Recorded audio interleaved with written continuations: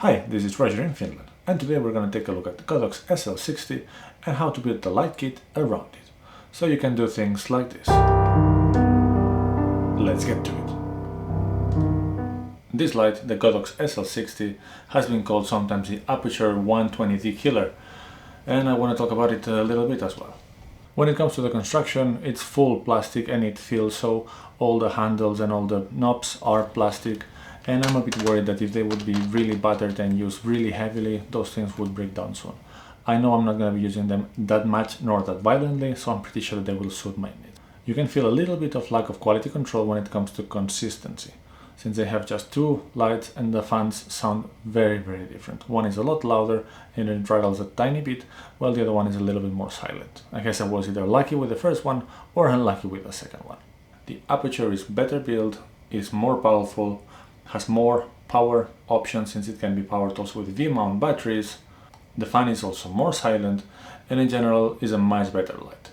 All the bolts, knobs and controls are metal and much better built than this Godox, but all of this comes to a price.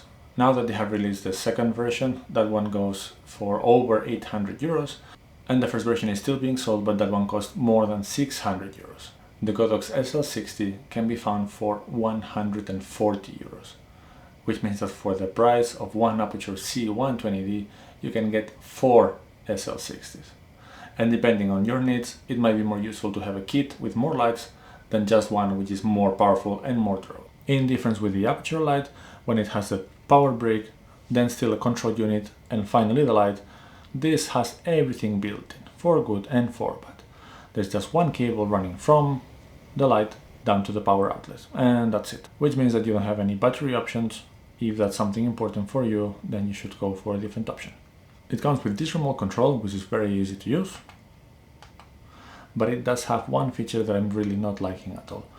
It seems that when you press the power button, it will shut down all the lights regardless of the channel or regardless of the group, which means that you cannot selectively turn on and off lights using one remote control.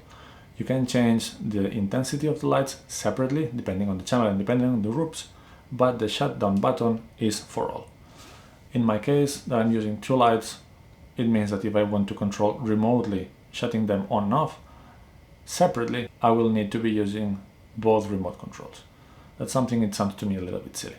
Another thing to consider from the remote control is that while the light goes down to 10% of dimming, if you use the remote, that controls only from 25% up to 100. That means that if you have the light at 10% and you just click plus in the remote control, it will automatically jump to 26% and upwards.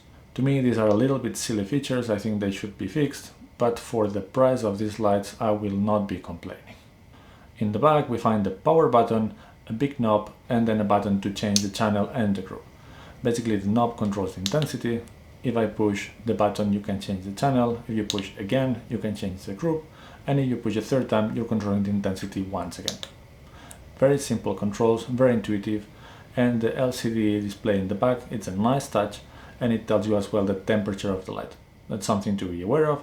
If you run it at 100% for a long time, it will get hot, but you will see how hot it gets exactly. I think it's a nice touch, especially in a light of this price.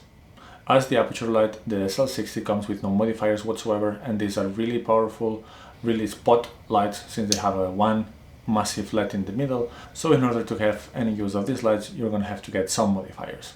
Also, like the Aputure 120, the Godox SL-60 has a Bowens mount, which means that it's really easy to find affordable accessories and light modifiers for it. With the Aputure 120, I had a light dome mini from Aputure as well, which is a very compact diffuser. One of the issues I had with it is that I think it's a little bit too difficult to assemble. I actually made a video about it, convincing myself that it's not that difficult, it doesn't take so long, but nowadays there are much better options. I believe that the second version of the light dome, it's a lot easier to assemble, but I went through another route. I got this cell-length diffuser from Amazon, which comes with Bowen mount. I think the size is somewhere between the light dome and the light dome mini from Aputure, and it's very easy to assemble. It's built like an umbrella, so it's very easy to open up, and then the diffuser in the front, it's attached with Velcro. That doesn't fill me with confidence, but it seems to be working just fine. It comes with a second diffuser that you can put internally, which makes it even softer light. So right now, that's what I'm using. The cell length, 85 centimeters, mounted on the Godox SL-60. Another modifier that I've got is a snoot, also with Bowen's mount, also got it from Amazon, and this one comes with a honeycomb in the front and then a few filters. It comes with a few filters, a red one, a green one, a blue one, a yellow one, and finally a transparent one, but I'm not quite sure what's the use for that since it doesn't even soften the light so much. A snoot is useful when you want to have the light very directional. It basically cuts the light from everywhere. It's just a giant flag with a hole in the middle, so that's what it's used for. The light modifier that I'm most looking forward to start using is this set of barn doors. These are actually from Aputure. They come with a Bowen's mount that goes into the light, the SL-60 in my case, and then they have also a 30 degrees honeycomb grid. This makes the light a little bit more directional and a little bit softer as well. And because we're working on a film noir, I'm looking forward to use a lot of shadows and cool effects. Hopefully we're going to be able to shoot the lights through some blinds and have shadows in the walls, but if that is not possible, then we have to use Flux.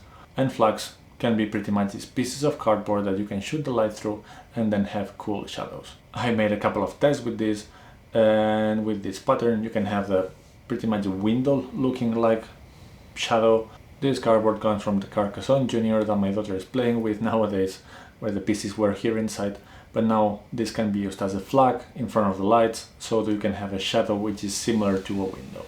The point of this video was to share with you how, with the same budget that you would need to get a one light from Aputure, the 120D, you can get several lights from Godox with several modifiers, and that might be useful for some people that will have the creative needs to use the modifiers and more than one source of light. Maybe it will not be as good quality and not as better built, that's for sure, but it might be more useful for your needs. In my case, 2 SL-60s, 1 big diffuser, the barn doors, the snoot, and I still got money for this, since the Godox lights do not come in a nice carrying case like the Aputure does. So that's something else to consider as well. You will have to find a way to transport them.